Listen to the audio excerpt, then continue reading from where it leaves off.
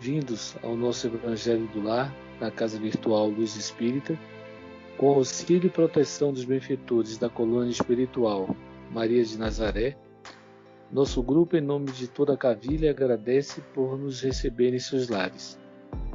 Nossa equipe está composta, no dia de hoje, por mim com a prece inicial, Ney Penalva com a leitura do capítulo de hoje do livro Caminho, Verdade e Vida, e dos irmãos Félix, Cris e Rita com as reflexões do mesmo.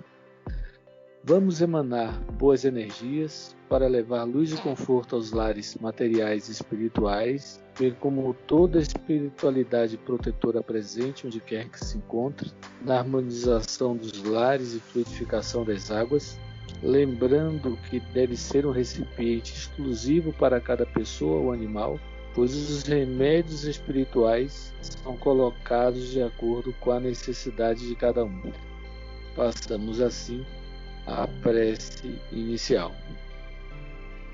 Senhor Jesus, Pai amigo, solicitamos que nos dê entendimento, que nos dê clareza na leitura de hoje, nas reflexões dessa importante lição que nos será apresentada mais uma vez pelo Espírito Emmanuel, que nós possamos levar esse entendimento para a nossa semana como exercício de reflexão e de amor. Assim seja.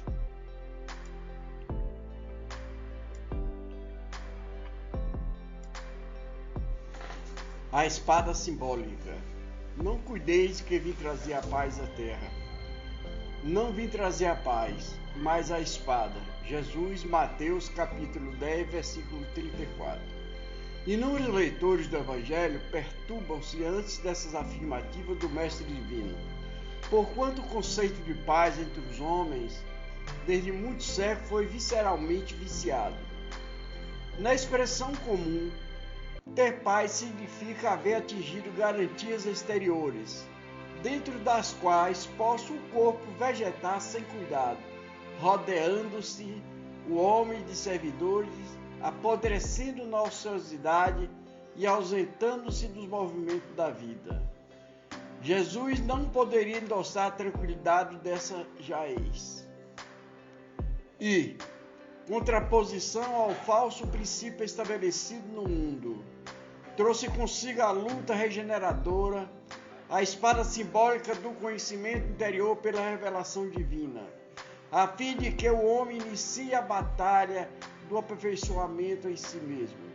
O Mestre veio instalar o combate da redenção sobre a terra, desde o seu ensinamento primeiro. Foi formada à frente da batalha sem sangue, destinada à iluminação do caminho humano, e ele mesmo foi o primeiro a inaugurar o testemunho pelos sacrifícios supremos. Há quase 20 séculos vive a Terra sobre esses impulsos renovadores. E ai daqueles que dormem, estranhos ao processo santificante, buscar a mentirosa paz da ociosidade a desviar-se da luz, fugindo à vida, precipitando a morte. No entanto, Jesus também é chamado o Príncipe da Paz. Sim, na verdade, o Cristo trouxe ao mundo a espada renovadora da guerra contra o mal, constituindo em si mesmo a divina fonte de repouso aos corações que se unem ao seu amor. Esses, nas mais perigosas situações da terra, encontram nele a serenidade inalterável. É que Jesus começou o combate de salvação para a humanidade, representando ao mesmo tempo sustentáculo da paz sublime para todos os homens bons e sinceros. O que Jesus ele veio trazer aqui é como está dizendo o texto. Às vezes, equivocadamente, nós temos uma impressão equivocada da palavra de Jesus. Por quê? Porque Jesus sempre foi amor. Ele está dizendo lutar, espada. Ele não vai ferir, mas ele está o quê? Tirando a gente dessa tranquilidade ociosa, de uma tranquilidade de quem está aqui só para aproveitar os momentos prazerosos da porta lá. E Jesus, ele traz para a gente, olha, vocês têm que se dedicar. Por quê? O homem tem que trabalhar, tem que se aperfeiçoar, tem que crescer e aprender os seus ensinamentos e colocar em prática. Frente às anormalidades que existem no mundo, e abrir os caminhos iluminados da redenção, certo? E como o texto diz, que Jesus foi o primeiro a inaugurar pelo seu sacrifício supremo. Quando ele mostra para a gente que há mais de 20 séculos, sobre esses impulsos de renovação que ele vem trazer essa boa nova, e falar com aqueles que continuam dormindo, é estranho ao processo que ele pediu que nós colocássemos em movimento. Esse processo de santificante, de renovação e aprendizado, nós tenhamos coragem de empunhar também a espada, como Jesus falou, mas é uma guerra sem sangue, é uma guerra do bem contra o mal.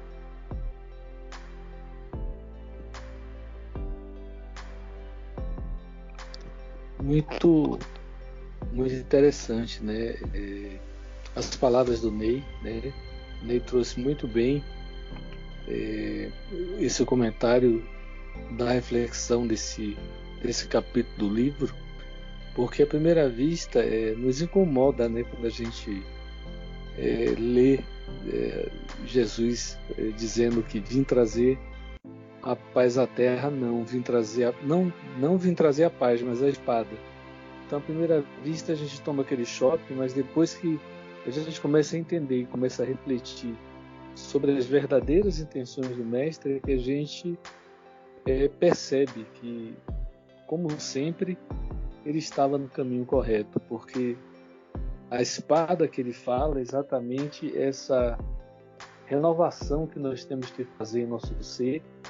E a gente, para fazer isso, trava uma verdadeira luta com o nosso eu interior, né? É o homem velho brigando com o homem novo, onde o homem velho procura manter as suas convicções, manter os seus entendimentos, né?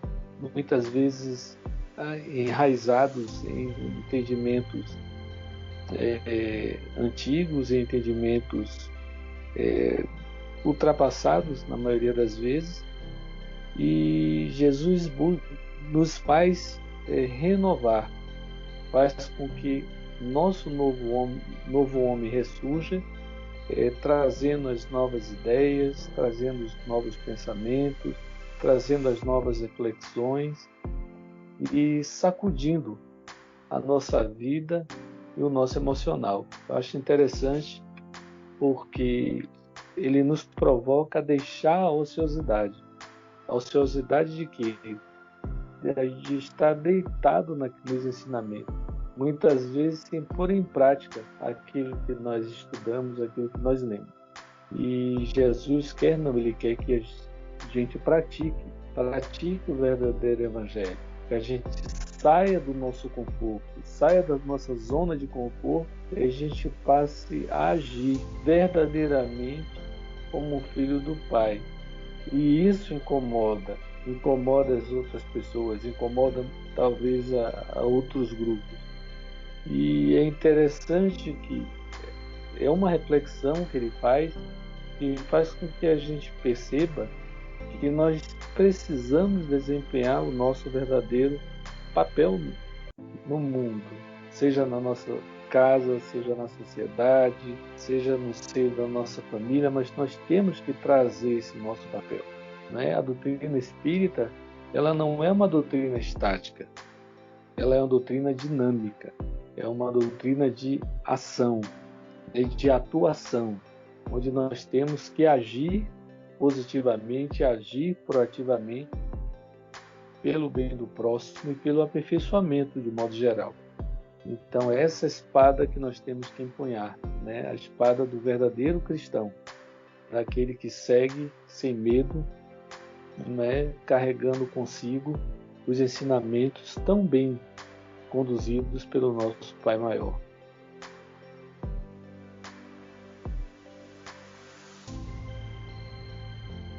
Muitos na época de Jesus confundiram, né, essa espada simbólica, né, achando que Jesus veio, né, para lutar, para destruir a lei. E Jesus advertia que ele não veio para destruir a lei. Então toda a ideia nova, né, ou qualquer outra coisa que ameaça os nossos interesses nos incomoda, como disse Emmanuel. Então isso acontece não somente não aconteceu naquela época, mas também acontece nos dias de hoje conosco, né, essa briga, como José falou, essa briga com o homem velho e o homem novo. Então essas nossas imperfeições, né, nós falamos essa luta, né, que precisamos lutar conosco mesmo, e o mal que existe dentro de cada um.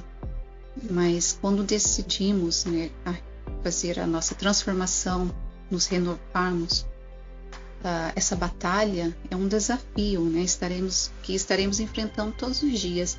Nós falamos batalhas, lutas, mas precisamos da serenidade, né? Não é uma briga, a gente não pode ter esse conflito interno. Esse processo, né, é um processo lento, tem que ser sereno e de aceitação. Então a gente precisa do autoconhecimento, né, para que essa mudança possa ocorrer. Mas é fundamental que essa transformação aconteça de uma maneira bem tranquila, né? Então a gente precisa ter a paciência e a perseverança, porque muitas das vezes nos cobramos muito e até mesmo somos injustos com nós mesmos, né? Não só com os outras pessoas, mas com nós mesmos. Então, o auto-perdão é fundamental, ter a caridade consigo né, para que a gente possa ter essa transformação de uma maneira tranquila, que a gente possa ter a serenidade que o Mestre nos ensina. Eu acredito que vocês que falaram primeiro, né, luta interna contra as nossas realmente imperfeições pessoais, e nos preparou para essa luta. Quando ele disse, né, a felicidade não é deste mundo, né? Então ele nos prepara, que é uma luta ferrenha, é uma luta de todos os dias, é uma luta de todas as horas, é uma luta pela autotransformação, desde a hora que a gente acorda até a hora que a gente dorme. Então, o dia todo nós estamos travando luta, né, contra o nosso egoísmo, contra a nossa dificuldade de mudança, contra a própria vivência do evangelho diário, né? Nós estamos passando por momentos difíceis agora, nesse momento, com a pandemia. Quantas pessoas estão passando fome, né? E até onde isso nos toca? Eu fiquei muito tocada essa semana. Eu estava saindo do mercado quando tinha uma pessoa com um cartaz bem grande escrito assim: por favor, me ajudem, eu estou com fome. Aquilo mexeu tanto comigo que tem uma semana que eu estou com aquele cartaz na cabeça, né? Então, até que ponto nós precisamos realmente fazer essa transformação interna para que a gente possa também mudar essa situação no social, né, da fome, da miséria. A gente, mas é como o Cris disse, nós temos que ter um pouco de paciência também, deixar de cobrar tanto, deixar de estar se exigindo demais. Então, essa semana foi uma semana assim, um tanto quanto difícil para mim, porque essa luta, né, esse cartaz dessa pessoa ali com um ar de sofrimento, dizendo que estava realmente passando fome, aquilo mexeu muito comigo. Tanto que essa semana eu comecei a participar de alguns movimentos de pessoas com distribuição de cestas, para ver até que ponto, né, a gente pode sair desse conforto interno. Eu estou na quarentena na minha casa, e lá fora, como é que tá? Como é que estão as pessoas? Né? O que é que eu preciso fazer? Até onde eu preciso sair de mim, desse meu comodismo, para ajudar realmente as pessoas? Então eu acho que é uma luta, sim, de todos os dias, de todas as horas, em que o próprio Cristo nos preparou e nos disse: Neste mundo tereis tribulações, mas tende bom ânimo, eu venci o mundo. Então, é nessa luta diária que nós precisamos realmente encontrar força na oração, na fé e nessa vontade realmente de se transformar no Evangelho vivo de Jesus, não somente para a nossa família, mas para uma família maior, a própria humanidade. Bem, acho que era mais ou menos isso que eu queria falar com vocês. Com os entendimentos tão bem explanados por nossos irmãos, vamos procurar interiorizar o que nos foi apresentado, refletindo intimamente por alguns minutos.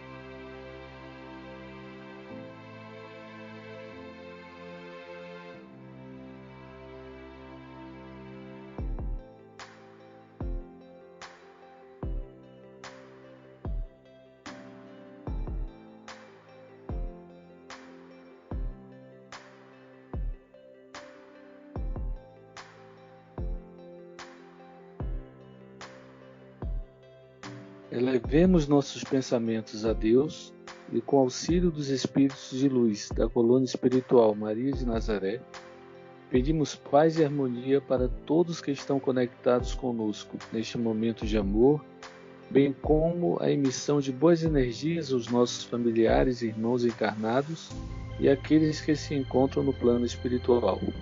Por fim, pedimos ao Senhor Jesus e aos guias espirituais, principalmente aos integrantes das correntes médicas do espaço, que coloquem em nossas águas os fluidos astrais, vitais e espirituais a que cada um necessita para curar todas as enfermidades físicas, emocionais, espirituais, proporcionando saúde, vitalidade, equilíbrio e força nos trabalhos do bem. Sendo assim, solicitamos a nossa irmã Cris para conduzir a prece final. Agradecemos mais uma vez ao nosso Deus, Pai, nosso Mestre Jesus, a espiritualidade de luz aqui presente, que nos auxilia, que nos ajuda nos entendimentos dos nossos estudos, que possamos ter essa força, essa motivação, para que a gente possa realmente nos transformar, que a gente possa seguir com fé e ânimo os ensinamentos do nosso Mestre Jesus, auxiliando os nossos irmãos. E, sendo assim, pedimos a permissão para encerrar o nosso estudo de hoje. Que assim seja, damos graças a Deus. Que assim seja. Assim seja. Que assim seja, graças a Deus.